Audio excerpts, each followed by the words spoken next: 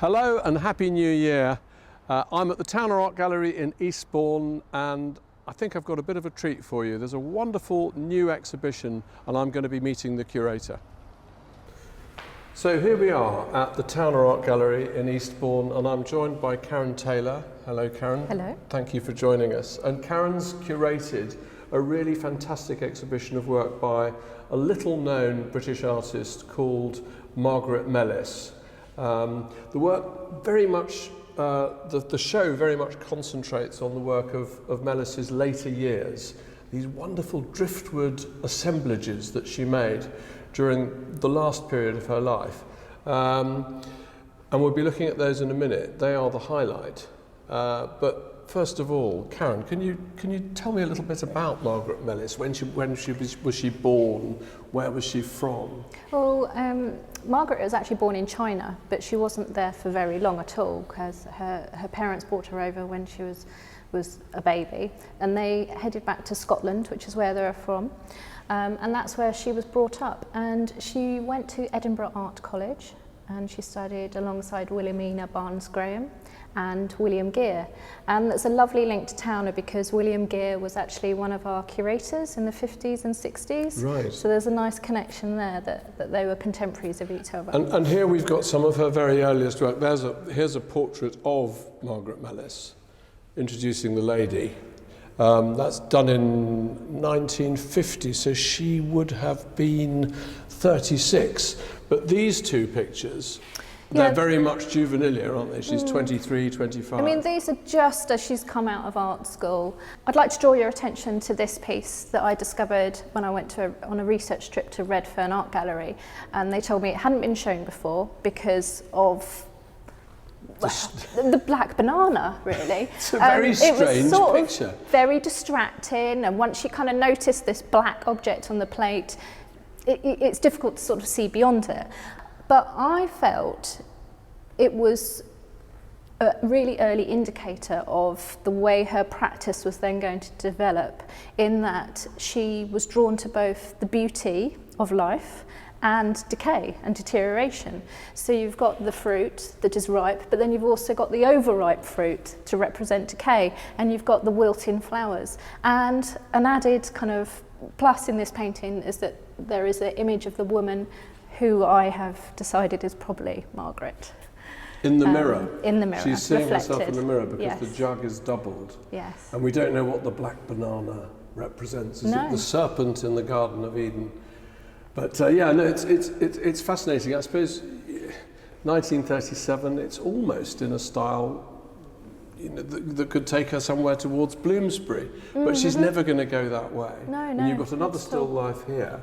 But over here, we've got work that stems from an important decision that she and her husband at that time, who was Adrian Stokes, made in the late 30s to escape from the war and to go to Cornwall, to St Ives. So they moved into this cottage, and then a few weeks later, Ben Nicholson and Barbara Hepworth and their triplets and the nanny and the cook moved in. And it became this kind of, hub of activity, friends and family, artists, all kind of living together and bunking up in this cottage. People thrown together perhaps by war. Yeah. And one other person joins them, Nam Garbo, the key constructivist sculptor. And I suppose you can sense that. You must have chosen these images here. These are unusual, aren't they? These are quite rare, these collages from that time. I managed to secure 3 so that our visitors could see the collage works that she developed at this time. The 2 on the right, really you can see kind of Nam Garbo's influence. Very much so. I mean, if I saw them blind, as it were, I might think that they were Nam Garbo experiments or drawings or preparatory work. So she's an artist looking to find her language, experimenting with different forms. And I think at that time, because there wasn't a lot of space to work in the cottage, so and you needed a sort of a medium that you could sort of put aside and then go off and put cook in a dinner, drawer, or there are all these children around as well, and you didn't want to have sort of wet paint. So this was a medium that was easier to kind of to work with as well. And then she's also just using materials that she had to hand in the cottage. So she wasn't precious about what she was using and what she was finding to work with. So on this one you can see there's kind of a crossword puzzle. Bit of the Times crossword, not filled in yet. On some of her other ones she's used like a label from a mouthwash bottle, or actually kind of the packaging from the toilet paper.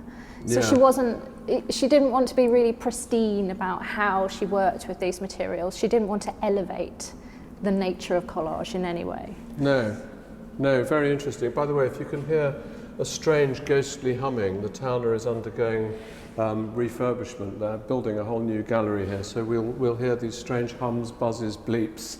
It's not that we're being haunted, it's just that there are men at work elsewhere in the building.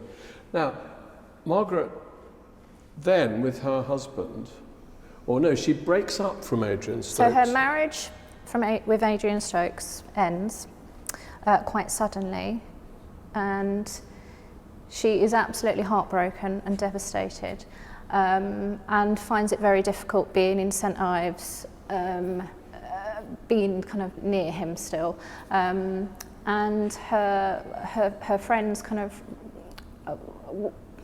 want to look after her, and actually one of them sort of invites another friend down, Francis Davison, who she then meets, and they get on very well, and they eventually end up marrying. So they leave St Ives to start a new life. And so she sort of leaves the collage, this time of her life, she steps away from it, and she sort of disconnects from it in a way to kind of be able to move forward. And so then she returns to painting, and she's really experimenting with colour, and I think you can see her love of colour really shines through in these works. The thesis behind the show seems to be that it's in the late Driftwood collages and assemblages that she finally finds her voice, which I would agree with, because they're the works that first attracted me to Margaret Mellis, and I think they're fantastic. And it's a question of how she got there, and from quite confused beginnings, that strange still life with the black banana, these collages.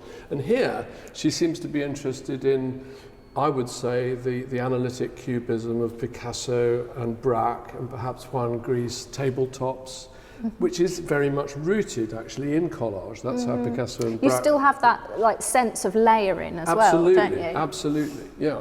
So she's interested in colour, and she's interested in layering.